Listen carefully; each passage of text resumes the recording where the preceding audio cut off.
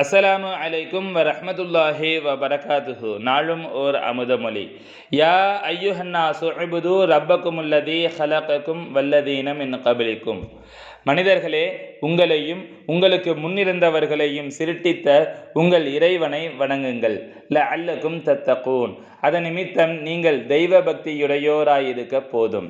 உஅ்புது ரப்பக்குமுல்லதீ ஹலகக்கும். உங்களை படைத்த இறைவனை வணங்குங்கள். இறைவன் எங்கே இருக்கிறான், வணக்கத்துக்குரிய இறைவன் எங்கே இருக்கிறான் என்பதை அறிதல் அவசியம். அப்படியானால் அவர்கள் பக்தியுடையோராயிருக்க போதும். உங்களுக்கு முன்னுள்ளவர்களையும் உங்களையும் படைத்த இறைவனை வணங்குங்கள்.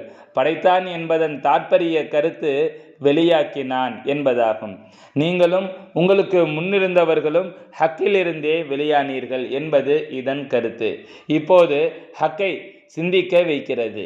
ஹக்கை சிந்தித்து சிந்தித்து மருண்டு போனவர்கள் போலல்ல. இந்த சிந்தனைதான் வணக்கமாகிறது.